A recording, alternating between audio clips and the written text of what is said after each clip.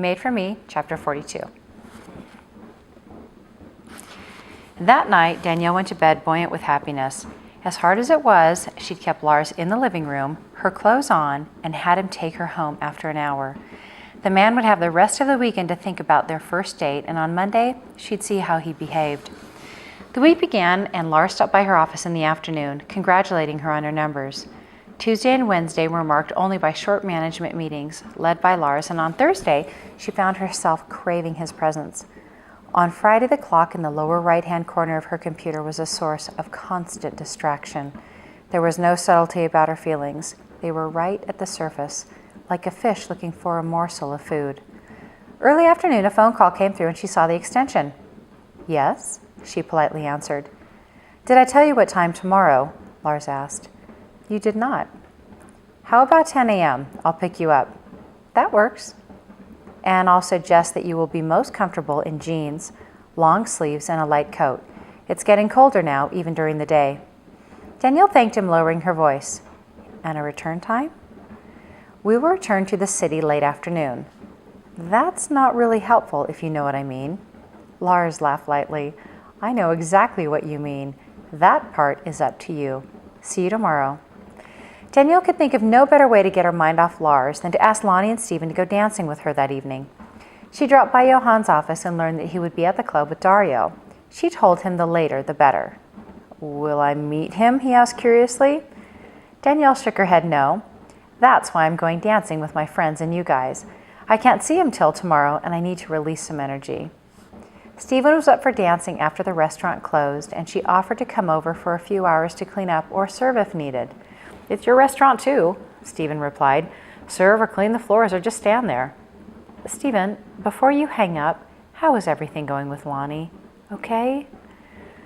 "I was wondering if and when you were going to ask," he replied.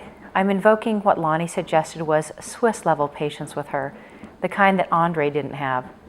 "How's that working out for you?" Stephen did his version of a grumble. "I'm just so ready, Danielle. Over ready." "You sound like an American woman. You want it all and you want it now." "Yes, but I want Lonnie more, and that got lost somewhere in my zeal for kids."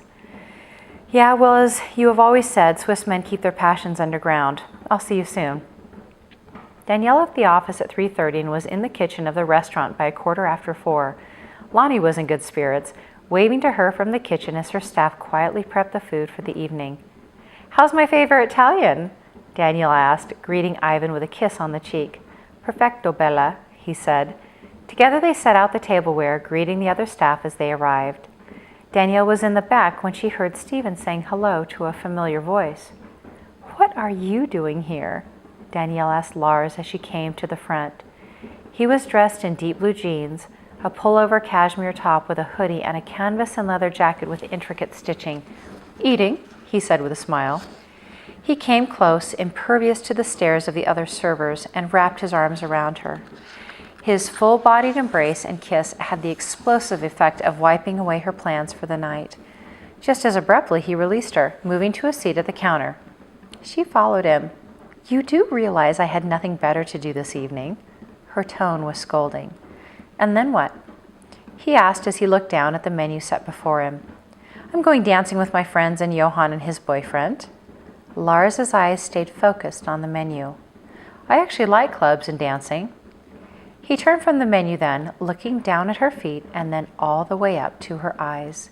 She felt like he'd just undressed her. "You look striking today, by the way," he remarked. "But this is very natural and rough, also wonderful." Danielle gave him a wide smile. She'd changed from her Chloe pinstripe suit and black heels with her hair up to show off her pearl earrings to multicolored, calf-high old gringo boots, a one-piece cotton dress that landed mid-thigh, a large red rose embroidered on the back, the small double D insignia in the upper right of her breast. "I told you I'm an Oregon girl," she said with a coy smile, seeing his eyes had landed on the double D. "And what does the Oregon girl want?" he asked. "You." She gave him a wink and left, helping the guests who were now seated in her section. Danielle monitored Lars over the next hour, assured he was content to eat and read his phone, intermittently talking with Stephen. She almost dropped her plate when she saw Lonnie extending her hand, which Lars accepted with a curious smile on his face.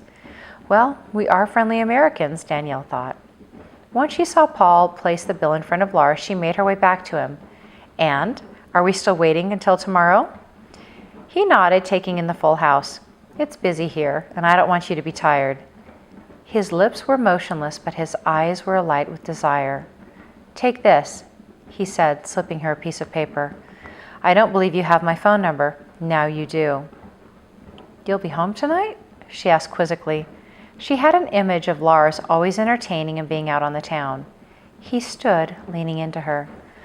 I don't go out to fill my time, Danielle, he said, brushing her ear. I'll be home if you call. As the shift ended, Danielle told Lonnie and Stephen the desire to go dancing had left her. She wanted to be with one person, and it wasn't Johan or Dario.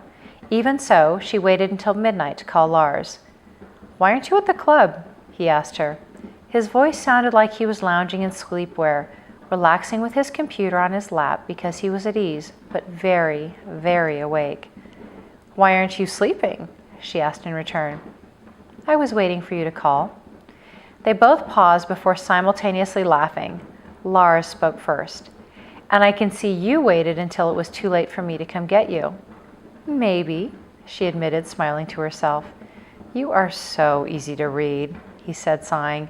But I am curious as to why you didn't go. If I'm so easy to read, you tell me, she asked tritely. Lars chuckled. Because you wanted to be with me, but aren't ready to spend the night.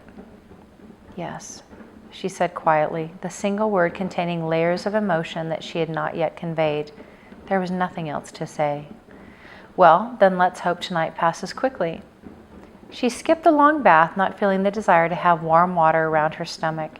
Instead, she warmed a cup of milk and added honey. She needed every inducement to fall asleep because thoughts of Lars weren't making it easy.